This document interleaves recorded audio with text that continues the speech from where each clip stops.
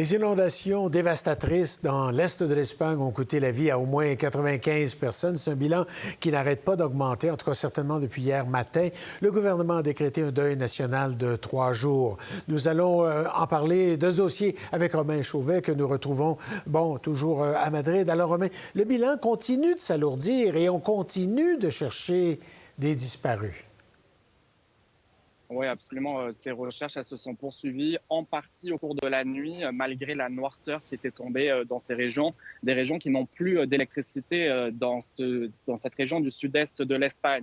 Mais tout de même, les efforts de recherche se sont considérablement accélérés dès les petites heures du matin ici, dans le sud-est de l'Espagne, notamment avec des drones. On a mis en place également des chiens pour tenter de retrouver des survivants, ou du moins ce qu'il en reste, parce qu'évidemment, la grande crainte ici en Espagne, c'est de voir ce bilan considérablement augmenter au cours des prochaines heures. Vous le disiez, au moins 95 morts pour l'instant, 92 dans cette grande région autour de Valence. C'est vraiment là où, vous le voyez sur ces images, la majorité des dégâts ont été recensés dans la nuit de mardi à mercredi. Ce matin, ici, la ministre de la Défense en Espagne disait avoir connaissance de nombreuses personnes disparues, mais c'est impossible en fait de savoir le nombre exact. Alors, le travail se poursuit sur le terrain, mais vraiment les autorités redoutent notamment de retrouver des corps de personnes dans des sous-sols ou dans des garages, dans des voitures également, parce qu'on a vu toutes ces voitures qui ont été emportées par ces torrents d'eau et ces torrents de boue.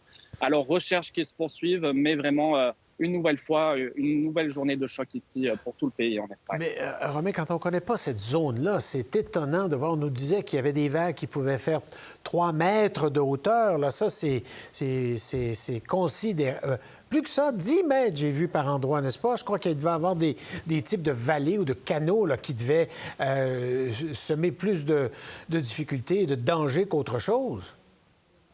Oui, et les images parlent d'elles-mêmes. Vous le voyez, c'est assez impressionnant. Beaucoup de gens qui ont dit dans des interviews, avoir l'impression d'avoir vécu un tsunami. Alors, ça illustre là aussi toute cette ampleur des vagues dont vous parliez. Et oui, c'est arrivé extrêmement vite. Des gens qui ont dit, écoutez, en 2-3 minutes, j'essayais seulement d'aller rejoindre la maison de ma voisine et déjà tout était sous l'eau. Se pose également, Marc-André, la question de ces alertes d'inondations, de fortes pluies qui ont été envoyées sur les téléphones intelligents des gens, mais en fin de journée. Alors, semble-t-il que beaucoup de personnes ont quand même pris la route pour se rendre à la maison. Elles sortaient du travail, de l'école. Et donc, est-ce qu'on aurait pu éviter moins de morts, sauver plus de personnes? C'est vraiment la grande question ici. Et plusieurs experts pensent qu'au vu de toutes ces images, notamment toutes ces voitures qui ont été emportées, peut-être qu'il y a un post-mortem à faire là-dessus. Mais évidemment, tout ça viendra dans un second temps parce que vraiment, aujourd'hui, tous les efforts sont concentrés sur cette recherche de possibles survivants, mais ce sont des recherches, encore une fois, qui sont extrêmement compliquées parce que des ponts, des routes ont été endommagées. Écoutez, pour vous donner un exemple, même la ligne ferroviaire entre Madrid et Valence a été endommagée. Il n'y aura pas de train pour encore 2 ou 3 semaines. Alors, vous voyez l'ampleur de tous ces dégâts-là qui compliquent le travail sur place des autorités et des secouristes, même si on a envoyé beaucoup de pompiers et des militaires, également plus de 1000 militaires qui ont été envoyés par l'Espagne dans cette région du sud-est de l'Espagne. Et on a déjà décrété un deuil national dans tout ça.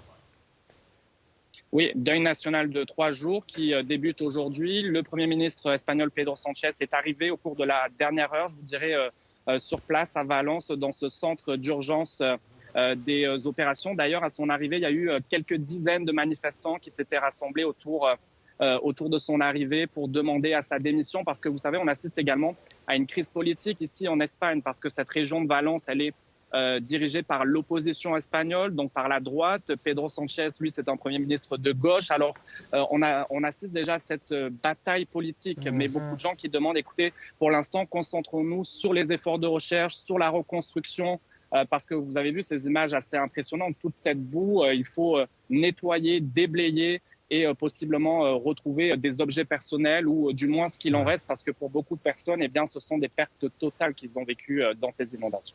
On l'imagine. Merci, Romain. Au revoir.